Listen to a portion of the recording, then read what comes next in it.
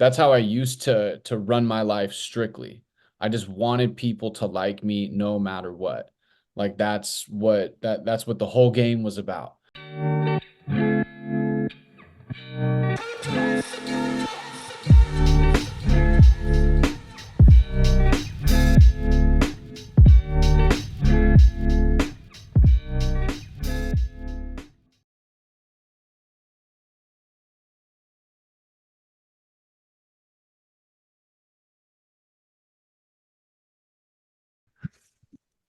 Welcome back to the PMR podcast. My name is Mitch. I'm an addict alcoholic. Super excited for today to be back on recording a pod with one of my boys out here.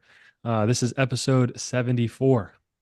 I'm Zach, and I am also an addict and alcoholic. I'm stoked to be chopping it up with you, Mitch. Me too. I love that. So, those of you who don't know, this is my 74th episode or 74th podcast, and this is Zach's second. So, do get him jumped in here. No, um, I'm excited for today. We've been talking about jumping on and doing an episode. I'm not sure what episode it was, but it was months ago, back in like what, November or something It was like that. October, dude. It October, was my third birthday. third birthday. That's right. Yeah, it was like the next day, wasn't it? Yeah, I think it was. Yeah, we brought Zach on, and like that was one of my favorite episodes that we've done. And like as soon as the episode ended, I was like, bro, I need this dude in my life. Like he's fucking just emits good energy. And I've said it before. You've been like a true blessing and like a miracle, for me, just as like a brother in recovery and a friend out here that like works a program that I like aspire to try to work. I've learned a lot from you. Um, and yeah, man, I know we talk often, and I just feel blessed to have you in my life. So I am very excited to chop it up with you today on what we're going to talk about because just listening to what you have to say is dope. Not to put you on too much of a pedestal here, but it's true. Yeah, that was wild, dude. We should cut this right now. That's crazy. No, I appreciate that, dude. I feel the exact same way about you. There's certain people that come into your life where you're just like, "Yup." You know what I mean? Like I'm gonna rock with this dude for as long as I can until they give me a reason not to. And you also run a program that I like aspire to get to as well. And we bounce things off each other pretty frequently. And it's nice to be able to relate to somebody else, no matter what it is. Yeah, 100%. And you introduced me to your sponsor, Skip, who's an absolute legend out here as well, and got to go to some of the meetings that you go to. So I really do appreciate that. Today, you and I were talking about chopping it up, trying to run an episode, and like right before, just talking about approval and how we seek approval in the program, out of the program, and just in general, kind of how sometimes that guides our actions almost. I feel like, at least for me. So I guess like if we talked real quick, what were you talking about? You said you were talking with Skip like a day or so ago about approval. Yeah, and he was saying that he was becoming aware of how often like he'll seek approval from people sometimes. And as somebody like you said, like I consider him like a giant in the game, like a real spiritual gangster, whatever, if you will. And it was just one of those things like when he said it, not only did I like was like, oh man, like you kind of see somebody that you like that you revere so much, like a little human, like you humanize them a little bit or they become humanized in that moment. But I also related to it super tough. Like I don't that's how I used to run my life strictly. I just wanted people to like me no matter what. Like that's what the whole game was about. I just wanted you to think I was cool. I wanted you to think I was down. And I would contort my personality to make sure that I got that from you. Yeah. Whether it was like um putting my morals into question, engaging in like destructive, like criminal behavior, whatever, right? Because the people that I was around, the quality of them got lower and lower and lower. So that means the things that I had to do to get their approval were Mm, like much greater, much more drastic, dangerous, whatever. But because my mind was so locked in on getting people to like me and to because I just wanted to be accepted, I'd do whatever it took. yeah. Yeah, I feel that. As you was talking about that, I was thinking the same thing. I was like, did I seek approval when I was using? Because initially I was thinking like, I didn't seek approval. I was just trying to be like a cool guy, which is seeking approval from other people that would like potentially respect that, like be more disrespectful, steal from people, kind of Yeah. make people look stupid, manipulation, stuff like that. That was like my like goals to strive for, to be like this like ultimate bad guy. Like, Yeah, it was a weird thing, like especially because I came from like a pretty loving, like chill environment, like growing up. My dad was one of us, so like that was a little bit of chaos. But as far as like there was no like, like I didn't come from like a bad neighborhood or someone that's like crime infested or there was like drug addicts everywhere. Like I chose that life, and then for some reason I latched on to like a really kind of like violent way and manipulative way of just maneuvering throughout. yeah, And for whatever reason, like I don't know what attracted me to that because I was into sports and I did all the things, I did all the things that I thought were cool, but I gained the approval from that. And that stuff was easy for me. The sports thing was easy. So it was almost like I saw this as like some weird like mission that I had to go on and conquer it, because I'm also like I'm super competitive. I have a huge ego. So it's like if gaining the approval from like such population is that much of a challenge, well, then I'm up for that challenge. And I'll do yeah, whatever it takes for them to be like, yo, that dude, Zach, he's cool. yeah, Like, right. yeah. Yeah, I feel that. I feel like I always try to push this narrative that I didn't care. That was like a big thing. Like I don't care Yeah. about anything, nothing can phase me. And that was like a cool position to be in because like also I mean actually it's like a really scared, terrified position to be in because I was so terrified to like show any emotion either way, sad or happy, that I would just try to stay flat because that was like a safe place for me to be. And like it's interesting as I've gotten sober. I was literally talking to you and probably someone else like recently about how much like people pleasing I actually have. Like I'm finally realizing it, which is crazy at this point that I'm like finally realizing that. But like almost to the point where I like yearn, I like need approval to an extent from like whether it be like relationships, like romantic relationships, or uh, like my boss or my boss's boss or coworkers or uh like anywhere I can get affirmed or told good job. I kind of like seek that, whether it's like conscious or unconscious. So that's been interesting to try to like unravel here, like with a couple years of sobriety. And I don't think to an extent, like there's nothing wrong with that. Like we're Yeah, human beings, and I think the validation thing, like it's just part of our makeup. It's part of like who we are, because it's like we need like being validated is like you're also connecting with another person, So like we need that. We need yeah, that. And I also like I don't know if you've ever like given someone else validation, right? But you can see how much it changes their energy, even if it's just in that moment. Like you allow somebody to feel good, yeah, and if I'm giving you validation, like, hey, bro, like that was a great share, right? Or like, oh, you picked up another sponsee or like whatever. It's like that's right, like that's great. Like that's kind of like what we're geared towards. But it's yeah. like, what do you do?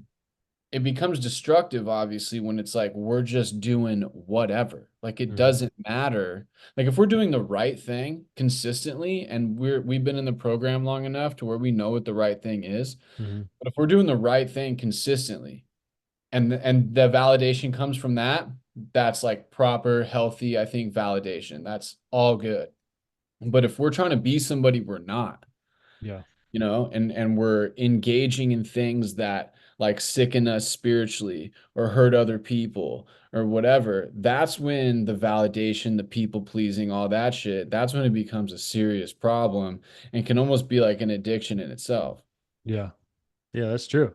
Yeah, I was thinking like it's kind of like a dopamine hit to get that like positive feedback or positive reinforcement to an extent. I mean, it definitely is. It's like, what's your intention? Like you were saying, Always like a intentional. share. Yeah, exactly. Like if I'm sharing with the intention of trying to get praise after it, that might not be the best share. It's like Yeah. maybe share from exactly where you're at, or talk to someone from exactly where you're at. And if you get positive feedback, you might be in a good spot. And I've done that too. Like I've been sitting in a meeting and it's like one of these participation meetings and I'm like, all right, what am I gonna say? And I'm not paying attention to what anybody else is saying. You Yeah, know, like right. especially early on, because again, like I'm new into the program. I just want to meet people. I just want to connect with others. And the way that I used to do that was to get the approval from others. So you learn the language, you mimic the behavior, all that kind of shit. And so like when I would be sitting in a meeting, I'd be like constructing these like Academy Award winning speeches in my head. And with like sometimes the only goal would just be to get a couple people to come up to me afterwards and be like, yo, that was a great share. And I can't tell you how much of a bummer it is when you when you like, you're done sharing and you're like, fuck yeah, dude, I shot that. And then afterwards, dude, everyone just straight beelines right past you. You know, you're like, wait, did Yeah. you hear like Yeah, what right. I said? You know? And so like I've been there too, but the more you get sober, like the more you find like what they call your authentic self, which I also had a conversation with Skip about, Yeah. like finding, because I was like, what does that even mean? You know, like what is finding your authentic self? Because I don't think it's actually like, because oftentimes I hear it talked about as like a final destination. You know, it's like I found, which is like a final thing. Like I found my authentic self. And I was like, I don't know if that's what it is. At least for me, I don't think that's what it is right now at this point in my life. Like, I think the authentic self thing is like you're constantly on a journey to just be better. You're Mm. constantly on a journey to love other people as much as you can, to improve yourself, right? And then just to help others. Like that's it. Like it's like a constant thing. I don't know if it's like a final thing, you Yeah. know? You finally like achieve it. Yeah, I agree. It's kind of when you're talking about that, it's like I was thinking some OG was like you'll find balance when you stop looking for it. So like with the Mhm. idea of we're already all balanced as is right now. Obviously there's things you can change here and there, but that would be your new balance. I feel like it's kind of the same as like what you were saying about finding yourself. You are your true authentic self right now, at least to the extent that you've experienced things. Um, and like what I am today is my true authentic self to what I am today. So like Yeah. even if I'm putting on like a mask or pretending to be something, that is authentically what I am right now. Kind of like the idea of um I don't know, I've been learning more and more and nerding out more and more on the idea of like chasing things, like searching for balance or searching for my authentic self is like actually me not accepting where I am. It's like I Mm. can't accept what I am or what I'm doing right now. And so I'm going to put this goal up there uh, that I'm trying to search after or chase, which is like kind of mirrors the behavior of like searching for drugs or the next high to an extent. I know it's like different, but I have found like more grace for myself in who I am when I take the approach of like I'm continuously changing. So to put this like goal of balance or authentic self that I'm looking for, I guess I'm more of the understanding of like that's unfolding as I go, regardless of if I'm chasing it or not. Well, because it's like you're like maybe that is also like your authentic self is to Yeah, constantly like search for it, right? But yeah, then it's like, all right, well, in doing that, am I preventing myself from being present? You mm, know, like in this search, is it a self like I think it's probably it still is a little selfish, right? Because you're pursuing something personally, right? But it's like it's the thing where like we flip selfishness on its head, you know? Like we flip the script on it because in searching for that, in pursuing that, you're going to be better for other people. Other people will benefit mm. and like that I think it no longer becomes selfish. But it's I didn't honestly realize, dude, how complicated being sober was. I didn't I didn't know, dude. Yeah, Did you? Like, did you no, know? uh-uh, Like what like I really thought I was like, all right, I'm just gonna be clean and um hopefully I'm just not gonna wake up sick as a dog anymore. And like maybe my mom will talk to me again. And maybe like, dude, I can get a girlfriend. You know, like that's like what everything like that's as simple as it was for me. But then when you take like the drugs out of it and like you throw this like higher power, this spirituality, this helping others, being of service, like all this stuff in the mix, you have to like balance it, And I didn't realize how tough it actually is. Yeah. Like I didn't know, dude, it's super complex. Yeah. It's like they always say it's a simple program. It's like to get into the door, all you need is a willingness to stop drinking. That's like your admission token. And it's like it is very simple in the beginning. It's like just don't drink today, you know? And I feel like people in prolonged recovery or have a couple years or whatever, potentially start to lose sight of like, and it's a good thing, not a bad thing, but it's like potentially lose sight of like, oh, we're all here just so we don't drink today, Mhm. at a meeting, or I'm talking to you, that's like the baseline goal. And like the luxury of being sober for a long time is like, oh, now that I'm sober, I'm at a level playing field, so I can start to attack all these, moral deficiencies that I have that I grew while I was in, active addiction and stuff. And it becomes more of like a brain moral compass, spiritual experience, as opposed to like, I can't drink today, you know? Well, yeah, but like what you just said, a brain, moral compass, spiritual experience. Dude, if you would have told me that at 30 days sober, I would have given up. Exactly. Like I would have been like, what are you talking about? Yeah, yeah, Like, are you intoxicated right now? Like what like what do you mean? yeah, But now like we get to a point where yeah, we do understand that because the physical part is easy. The physical part is the easiest part of getting sober. Like for me, like I stopped doing dope for like a month. I feel physically great. I start putting on some weight, start feeling kind of good about myself because I'm looking in the mirror and kind of liking what I'm seeing.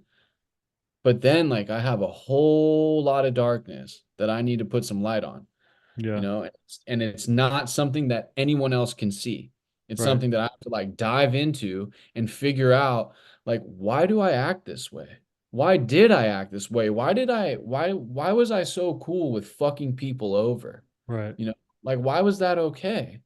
Why was I cool with being homeless? Why did I accept that as my reality? yeah, That's because that's just getting sober physically is not going to tell me that. yeah. Like I'm not gonna feel good after a month and a half and be like, oh, I get it now. Everything makes sense. Yeah, Yeah, everything makes sense. That's not what it is. yeah, that's true. I think it's been interesting. I've been reading like the opening pages of the big book recently with some guys, and like right off jump, it talks about how like this is not this is not a drug and alcohol problem. Like Mhm. this is a mind and spirit problem that we're like medicating with drugs and alcohol, which For was like sure. interesting to hear some of the guys like reflect on that because um I don't know, people early in recovery or questioning recovery and stuff like that. I remember still knowing that I could control it, like this like real feeling of like control, and I can control it, and just give me some time, I'll just do it on the weekends, or I'll just do it whenever. Uh, and it was just like, it was a drug problem. It was not, it was anything but a me problem, Yeah. it was like, yeah, I drank a little bit too much. Yeah, I used a little bit too much. I'll bring that down, it was, I remember it being really hard for me to conceptualize the idea of uh, this is like a spirit, mind, body, genetic problem. This is Mhm. not something that I can control by myself. And that's like where the higher power stuff comes in. But I grappled with that for like off and on for like the first 3 years of recovery. I didn't want to take any accountability, Yeah. like at all. I didn't like anytime like you were just talking about like I drank too much. It was for me, it was always like, oh yeah, but it was because of this. Hmm. Like why did I get so fucked up? Oh, it was because me and my girlfriend got into an argument. That's why. Or it was, I didn't eat enough or whatever. Like it was always just a little tiny justification to take the onus off of me Yeah. every single time. And when I finally like, I mean, the word surrender is used a lot, and I guess it's fitting, right? I don't know why I have like an issue with that. I think it's because of like some religious stuff or whatever. But when I finally did that, and I had to like really look at myself, was like, man, this is all me. You Hmm. know, this is all me. And now, like, you work with guys, right? And so the power of sitting down with somebody else who you've asked for help and then being like, yeah, dude, me too. Like, me too. Like that, I tell you all the time when you and I have conversations about stuff and the crazy ways that we think, Yeah. you know, and I'm like, God damn, we are so similar, dude, because I think the exact same way. You know, like the power in that allows you to be like, okay, taking accountability is fine. Yeah. You get comfortable with taking accountability. And to have other people relate to you on some wild shit. Like you and I have had some sick conversations about stuff, dude. Yeah. And I can't tell you how grateful I am because it just constantly like reassures me that I'm in the right place and I'm doing the right thing. Because when I have a conversation like that with you or with somebody like Skip, my sponsor, I respect the fuck out of you guys. Hmm. And so when I can say something that I'm like, I don't know if I should say that, but I do, and you're like, yeah, dude. Same. It's Yeah. like, oh, okay, I'm an alcoholic. He is too, and we're killing it. Yeah. You Facts. Yeah. know? It's such a disease of self that all my crazy ideas and stuff, I'm like the only person, even though I've been had millions of experiences of this time of people saying me too back to me. It's like, I got to be the only person that's thinking this way, you know? Uh, so it also talks early in the book about how, like the alcoholic that's struggling or considering joining the program or whatever is much more likely to sit down and talk to someone that can say me too back to them than like a doctor, you know? Absolutely. Yeah. Well, because it's such an intimidating thing, dude. Like you Yeah. walk into and you made an appointment, Right. right? You make an Yeah. appointment, they verified your insurance, and then you got to go into this office, right? This like really weird, sterile setting and sit across from some dude who you're like, why? Like, in all honesty, like, why should I be telling you any of this shit? Yeah. Like, I get that you went to school and you got a PhD, but like, I don't really trust that you know what's going on right here, Right. you know? But when you hear somebody else at a meeting get super vulnerable about, overdoses or like I've heard like sexual trauma stuff or whatever, and it puts somebody else at ease because they're like, oh man, my shit's not that bad. You Yeah. know, my shit is not that bad. I don't know if you've ever heard some stuff at a meeting where like you probably like I've gone like you go in like a little in your head, right?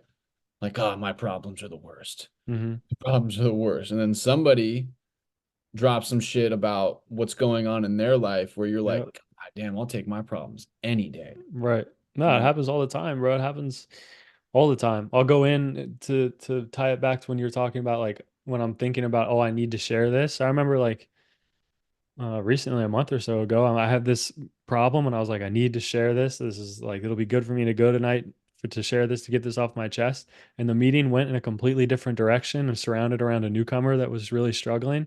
And like, I felt my feeling, my need to share that at a group level, like dissipated as I was listening to others. For Like, sure. literally, it was like, and I left like, I didn't need to really, I mean, I ended up talking to one of the guys after the meeting about it, and that was it. That's all I needed. You know, it's like, uh, that's a beautiful part of the community too, I think. Because if it was like, I don't know what I was going to say, but basically the beautiful part of the community is that everyone's experiencing life at a certain different level, you know?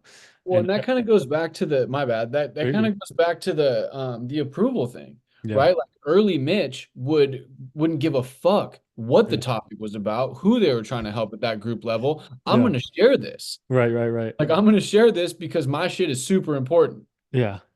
However, like this Mitch, right? Gas Yeah. Brown himself That's has right. has grown Yeah. exponentially and Yeah. now understands that that person needs that love and support. Hmm. And I don't need to share this to get like the approval of everybody else Yeah. or like need to put the attention all on me because that's what makes me feel good. Right. You know, like the approval thing kind of goes away after a while. I mean, Yeah. it's for me it's still like it's still there. It's still there, but I don't feel the constant need to do that. Yeah. That's the growth in the program. Like you and I have talked about like different moments where you feel yourself grow or somebody else like gives you a little like just tells you themselves like, hey bro, I remember when I saw you come in. And it's like, oh yeah. And Yeah. that's the validation. Like that's the approval that just becomes natural and that Yeah. we're just doing the right thing to get it. Yeah. Yeah, that's true. It's the no, it was interesting. Like 2 months ago, got picked to lead my home group, and or a month ago, whenever it was, and I shared, and one of the OGs in the room, and two of them, honest, like I really hold on a high pedestal. They were like, "I'm so impressed with you and how much you've grown and what you were like in the beginning when you first started coming to this meeting and like all that stuff," and it was like it was like such a hit of to me. I was like, "Fuck yeah, that's what I need," finally, Yeah, which is crazy to see how much in high regard I hold other people's opinion of me, sure. which, like you said earlier, can be a good thing and is a good thing, to an extent.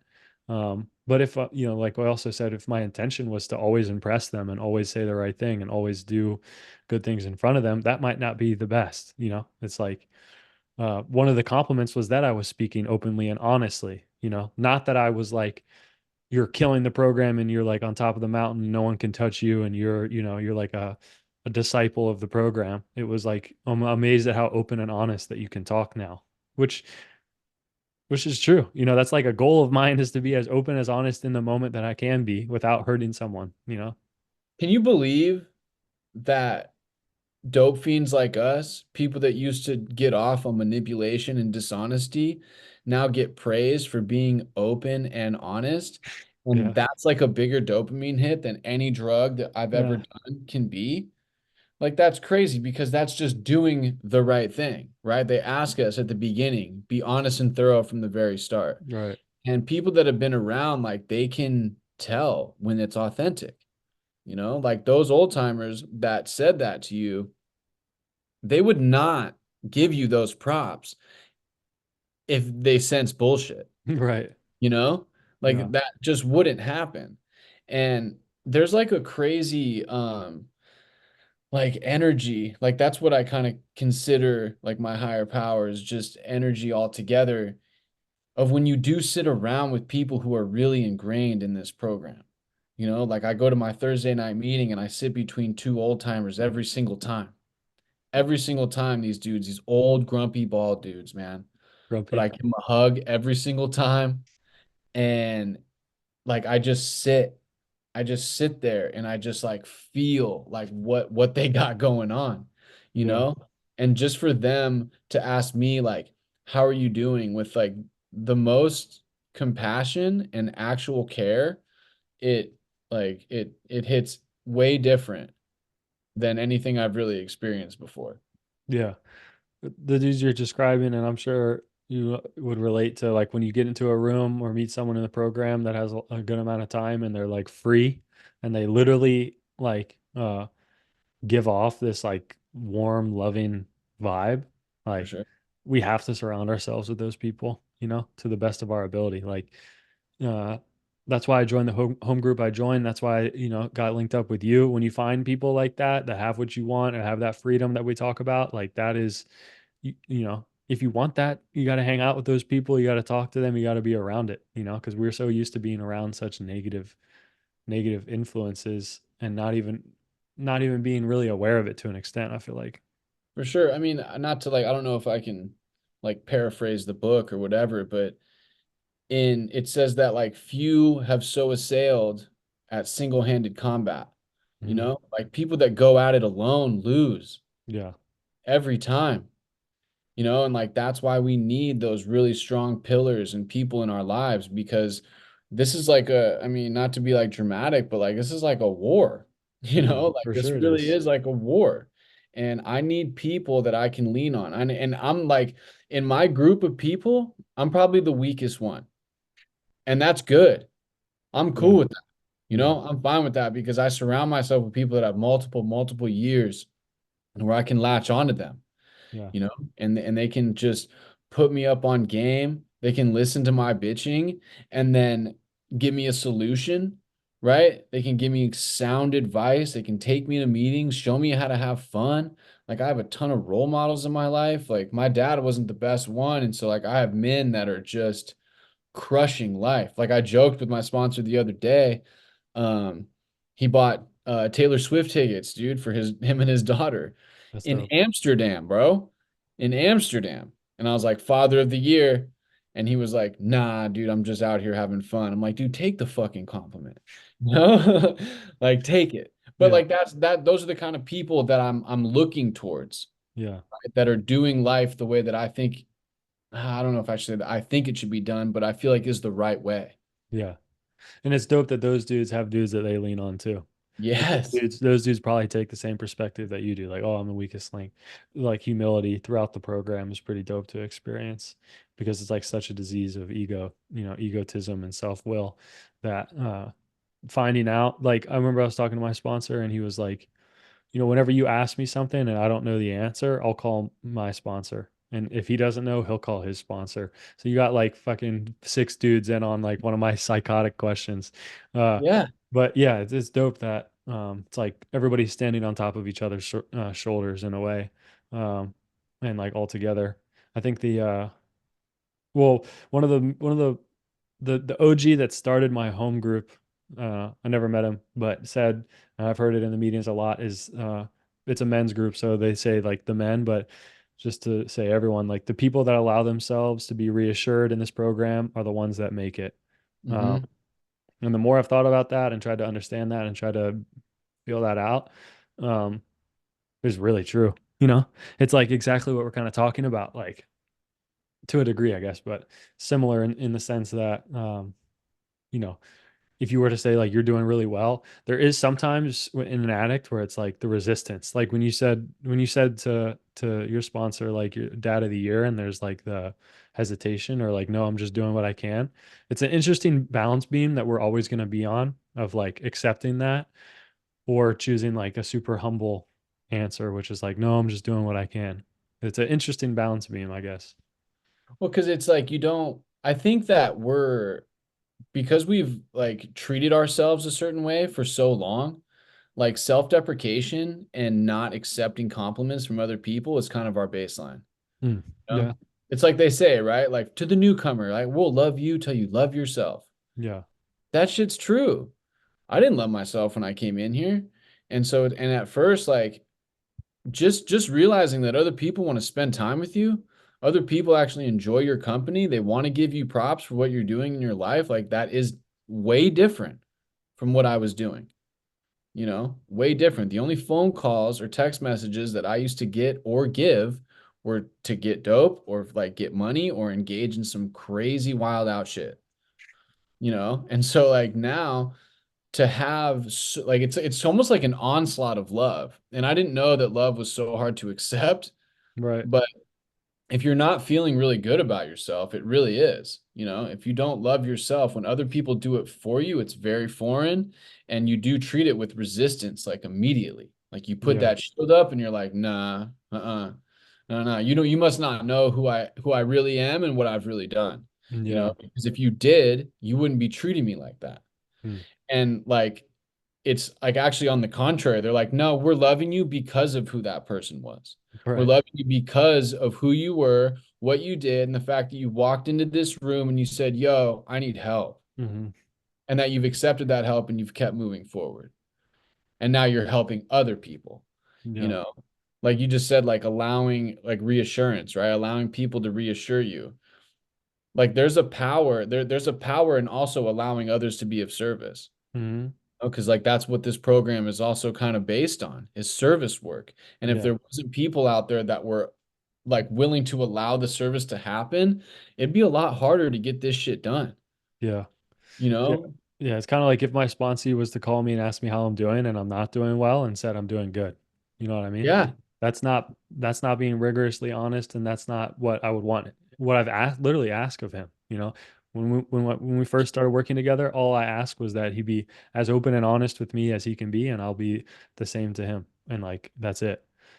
So yeah, it's right on top of that. Well, because people need the opportunity. Like Yeah. they need the opportunity to help other people, Yeah. you know? And like I've experienced it myself where I've been like resistant to help. And even if it's just something little like that, where I'm not being totally honest with like what's going on with me, and then I'm like, afterwards, I'm like, damn, like maybe that person needed that in that moment, Yeah. maybe they needed me to be honest so they could have gotten out of their head and maybe help me figure out what I'm going through. Hmm. And it's like this balance where we're constantly trying to walk it. And a lot of people get into like the maximum service part, we're just helping, but still resisting help. Yeah. And then on the flip side too, like they don't really want to help a lot, but they need all the help too. Yeah. So it's like it's constantly working your program, talking to other people and figuring out how to achieve that kind of balance in your life. Yeah. Yeah, that's true. I think the reassurance and the acceptance, mhm.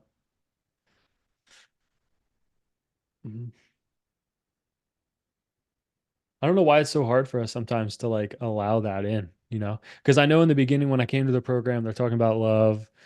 We'll love you till you love yourself, or try to be of service to others as a means to like grow, be of service to others, love others until you learn to love yourself. I could not understand that concept for so long because I was like very ingrained with the idea of like, and I was like 1 foot into the program, but I was like, how would I learn to love myself by loving another person? That I think I should start with me. Of course. That's a better place to start. Yeah. Um, and it is interesting to see the development of that, like how I actually did learn to love myself through loving others. Do you remember how that started?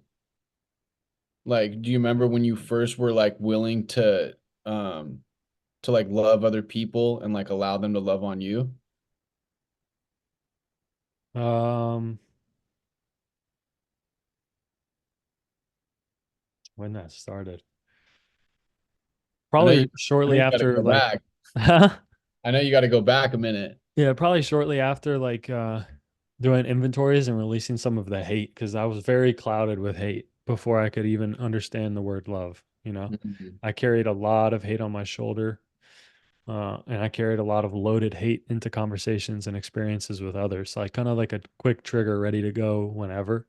So once I started to feel weightlessness of that hate through the inventory process, um, I think I started to figure out what love was. Like basically the hate was so in front of me that I couldn't do anything until I, removed that. And then I could be of service to someone else. Then I could try to help someone else. And then I could see like, oh, that actually feels good to uplift this person or tell them they're doing well or ask how they're doing, you know? Like, Dude, that's such like a great testament with like what resentments do to us. yeah. Like I didn't realize how much they really like clouded our judgment and affected the way that I talked to people and saw the world. Like I was also a very, very angry person, Hmm. super angry. And when I took accountability though for all that stuff, and I was able to see that like my behavior caused a lot of the way that I was feeling, and I was kind of able to just like navigate to a place where that stuff was gone, and like you kind of said, like now I can just like help somebody else. I'm not so preoccupied with like the hatred, the shame, the embarrassment, all that kind of stuff. Like now I can be a little bit more present. And like once those negative things start to go, like Hmm. you just said, like the love kind of creeps in and you Hmm. kind of begin to see that that is possible. Yeah. And then you can get around some people who are like doing it for you too. Like they're giving you love, and then you're like, oh man, okay, I'm gonna do that also, and then you just slowly start to feel a little bit better. Yeah. Like the all like the cliches of this program, like I don't know how many times at my Thursday night meeting the steps are on the wall, right behind the podium. And every single old timer, dude, like not every single one, but the majority, they're like, just do this, just do these, you know? And it's like Yeah. they're in order for a reason and no.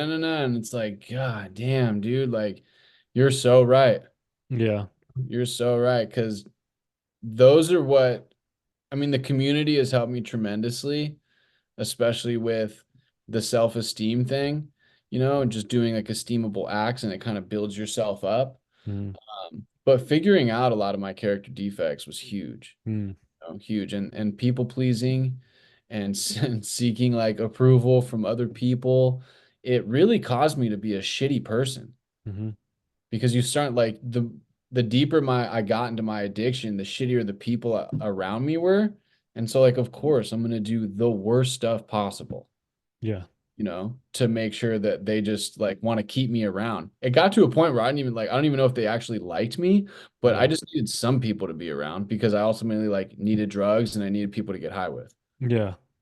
And it's like we're so lost in active addiction. So Yeah. lost. No idea who I am, what I'm doing, where I'm going, what's next, other than, that drug or alcohol or that drug or drink or whatever it is. That is something that I knew I was headed towards soon. So like once you get sober, you're still lost. Uh, and it would make sense that at least for the people pleasing thing for me that if anyone said anything and they were in any sort of level that I viewed them as above me or was wanted to listen to them, I was like, yes, I'll do that. Yes, I'll do that. Like, you're right, I should do that. You're right, I should do this. um and it's like even in the last like 2 years, I talk to a lot of people when it comes to decisions and stuff like that and asking them what to do on this or what suggestion would they have on that. And I'd say specifically in the last year, I have found more of like a louder inner voice that feels right, But at the same time, it's interesting because it's like at what point do you trust, a traditionally untrustworthy internal voice? That's like something I've been thinking about a lot. It's like I am trustworthy now, I do, I am, I think, a moral person now that doesn't want to hurt people. But I still have like crazy thoughts and crazy ideas and like, uh, as your sobriety progresses, I think for me, at least, I've experienced my addiction becoming, like the book talks about, more conniving and more sneaky. And it's like, it's an easy thing to like do something bad and then be like, oh, make a bad decision and be like, oh, that's my addiction. That's an easy out for Yeah. me that we all have. But like, at what point am I accountable to like, no, that was just like you doing that? Well, like the inner voice thing, I think it comes like it gets stronger. Like Yeah. you're able to trust your judgment more when your outward actions are also on point. Hmm. When you're consistently like doing the right thing, then like that kind of that translates to the way that we think. Yeah. It's like somebody yesterday he took a cake for 10 years and he said that like he like thought or no, he acted his way into good thinking. Mm. And because he's like, I didn't know how to think. I knew that my mind was fucked, but I knew that if I just did the right thing and I just did like, I just helped other people and like did what everybody else was telling me to do, eventually it was almost gonna like rewire my brain into also thinking that way. So then it's like muscle memory. When you keep doing the right thing, your brain has to do something, you Right. know, and then so it's like, oh, now your brain like catches up to the actions. And now like when I'm like when me personally, if I feel bad if I'm even like kind of think about doing the wrong thing. Like I can check myself really, really fast. And also like I know that you're really good at it. I know I can get better at it, but calling people when those, like you said, like those crazy thoughts come into play. Yeah. And that again, like that's an action, Mm. you're acting your way into like training your brain to be different than it used to be. Yeah. Well, it's like I'm trying to get to a point where it's interesting. What I was just about to say is crazy. I almost just said, I'm trying to get to a point where I don't have to ask for help, where I can just listen to that voice. And then I was like, that's crazy, bro. That's Where'd not that the come from? move.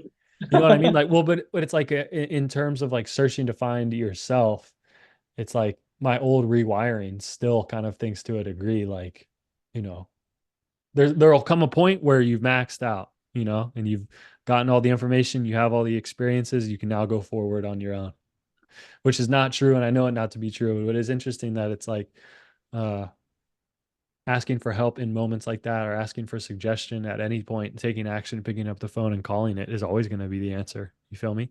I see my Yeah. sponsor doing it and he has like 14 years. I see other people doing it with 20, 30, 40. I see people doing it with 30 days. You know what I mean? Like the my favorite line that I always try to pull myself back to on the program is like the only way you win if you're looking for black and white is to die sober. Like if Mm. that's the answer you're looking for, there's no like completion, there's no Jedi status. As much as we hold some of these dudes up high, they wouldn't, they don't, I think, you know, they wouldn't agree, to an extent. Like they can agree that they have more experiences in recovery and that they've heard more things and that they've been had more wisdom passed down to them. But a lot of the program is just like regurgitating and taking action on things that you've heard. Well, and that's like literally what I was just gonna say too. It's like I've talked to you about my mentor, right? Like one Yeah. of the most spiritual people I've ever met. And he'll hit you. I think I said this on you on the last time I was on here, but like he'll hit you with some crazy wisdom and then be like, yeah, but I don't know shit. You Right. know? And you're like, what do you mean? And like my sponsor's the same way. Yeah. Like I'll tell him like, man, dude, like I hope that, one day I can be as comfortable in my skin as you. And he'll always hit me with like, you're on your way and I'm still a work in progress. Hmm. And I know you've heard stories of people with like huge chunks of time and they go out. Hmm.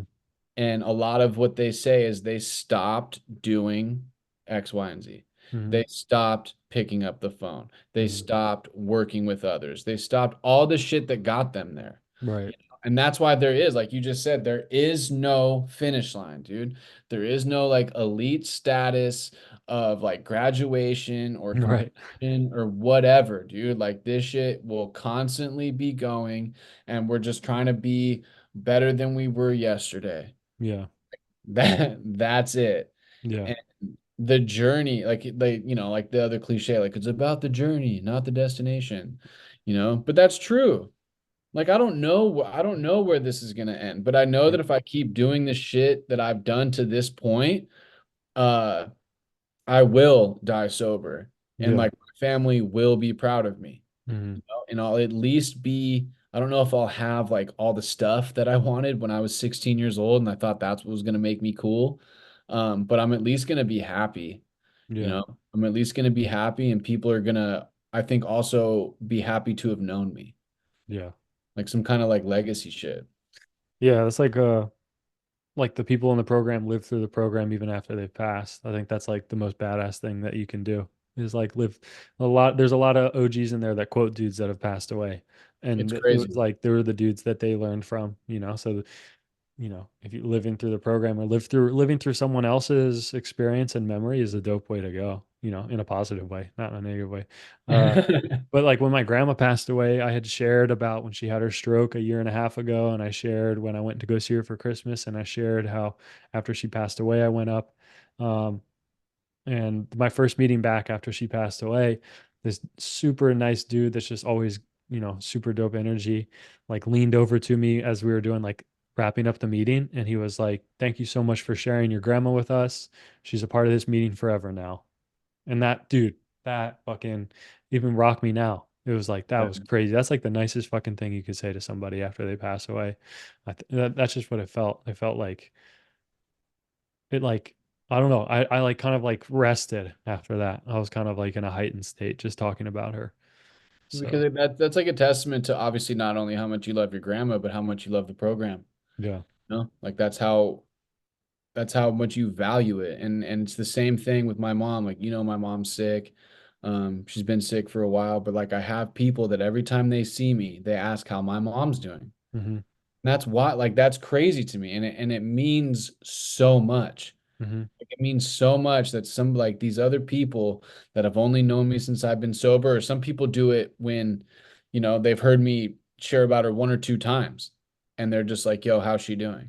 Hmm. Like those old timers I tell you I sit in between with. One of them, that's what he asks me almost every single time I sit down next to him. How's Yeah. your mom? Yeah. And it's like when that guy said that to you, he fucking meant that. Right.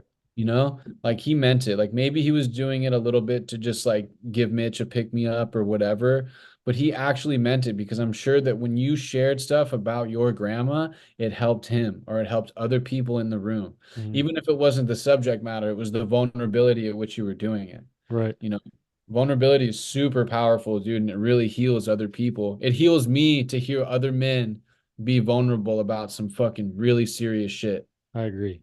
I agree big time. Yeah, it's like the love in the rooms and in the program is fucking nuts, bro.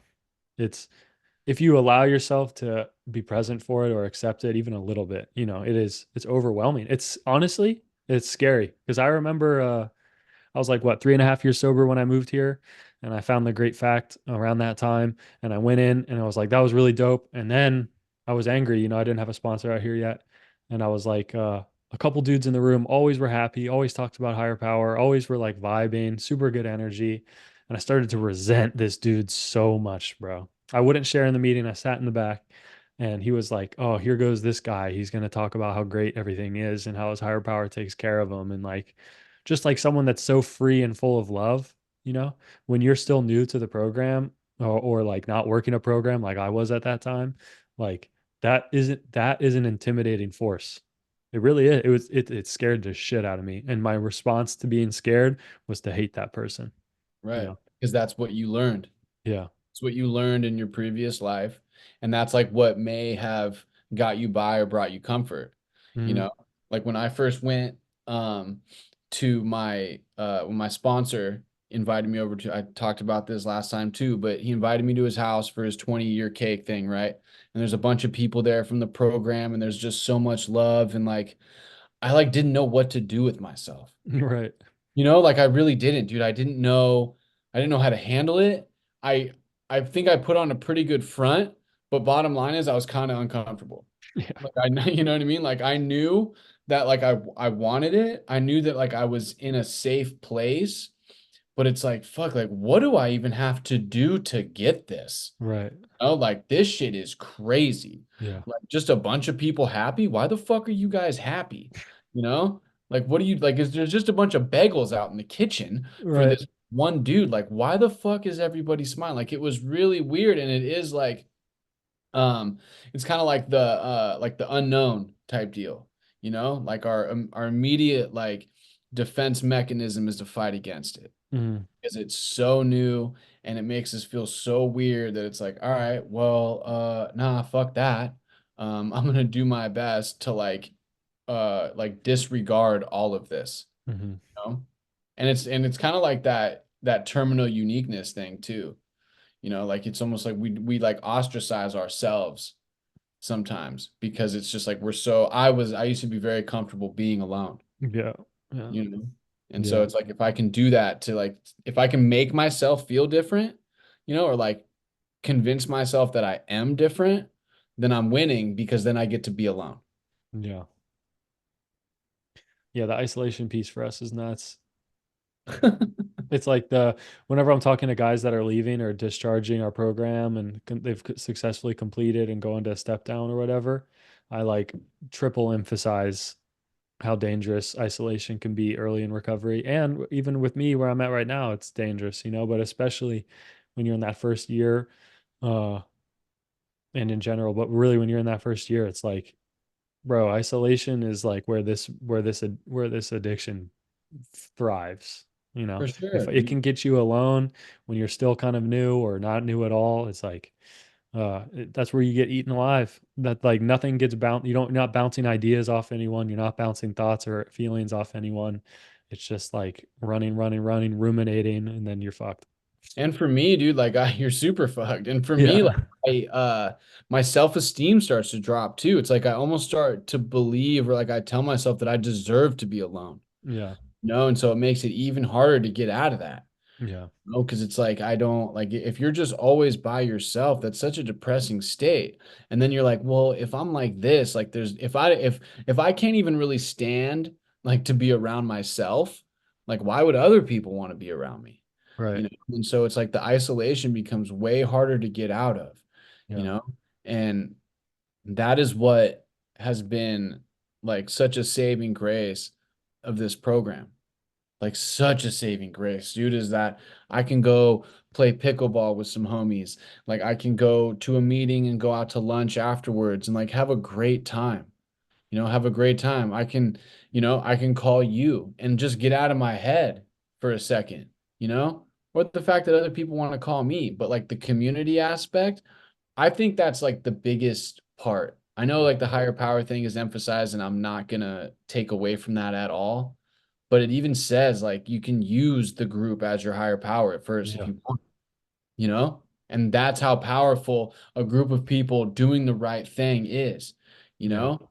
Like that energy, dude, in some of these rooms is wild. Like I know you've come on Saturday mornings when I was fortunate enough to lead that meeting. Mhm. That energy in that room, dude.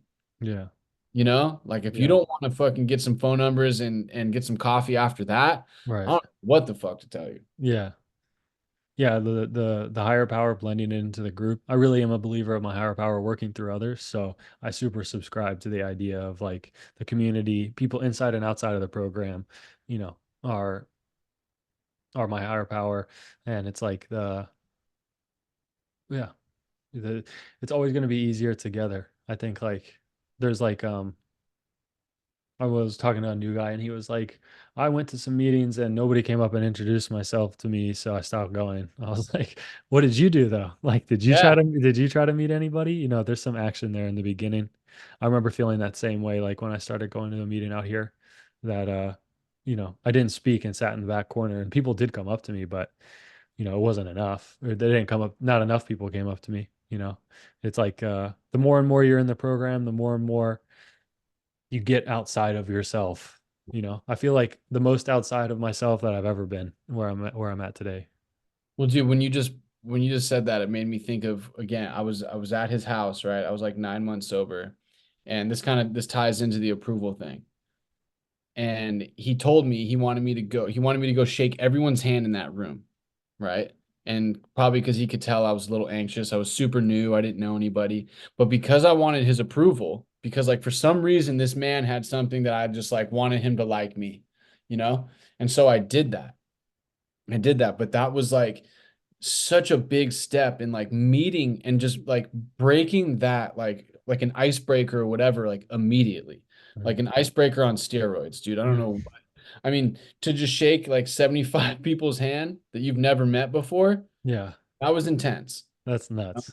That was intense. But because I wanted this dude's approval, Yeah, right? Because I just did it. Like I just did it. And everyone was so loving and so cool. yeah, You know, they still remember that. Like there's some people that still remember, like they'll tell me, you know, like, dude, I remember seeing you there, you know, like you were out of your skin, but I remember seeing you there, and it's like, all right, cool, you yeah, know?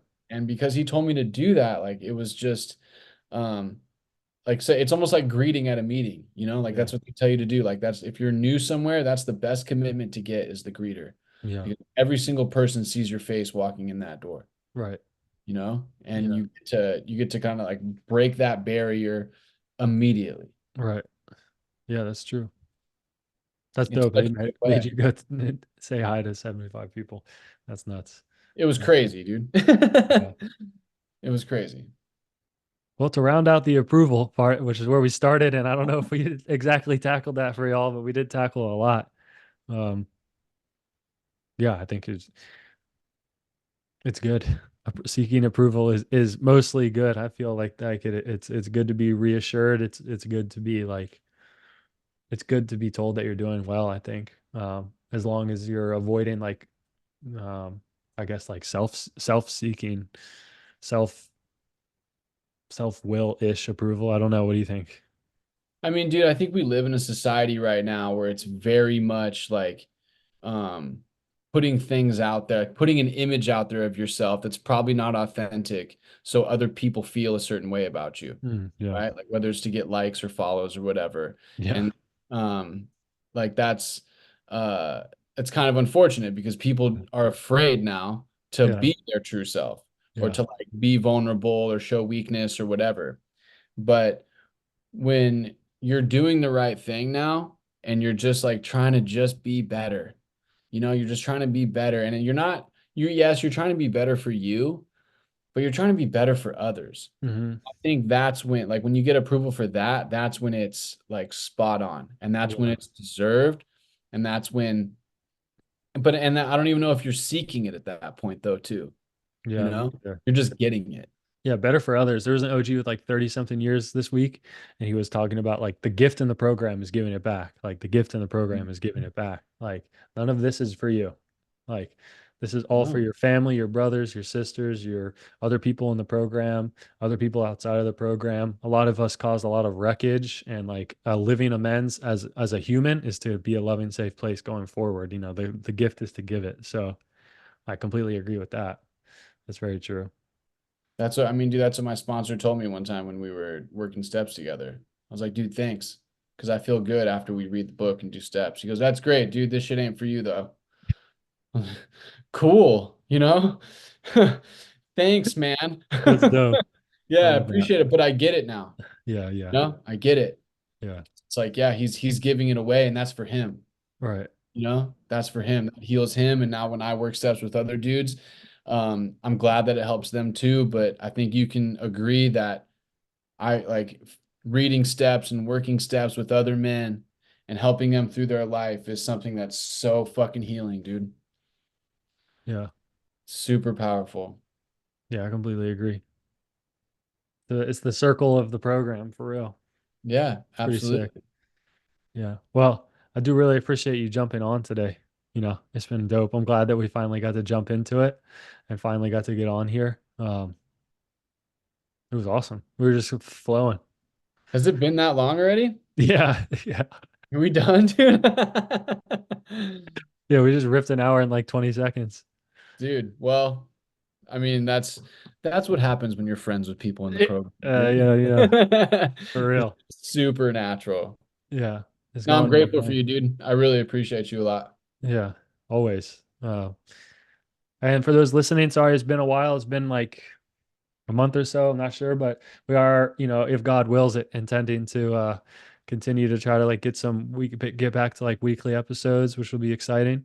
It's a big part of my program doing this podcast, talking with others, you know, and we're excited. I'm excited. We're excited to get back into running that. So I'm excited to see what you got, Mitch. that's right. I'm excited to see what you got. All right. Well, this has been episode 64, titled Everything, and we'll keep coming back. Appreciate y'all.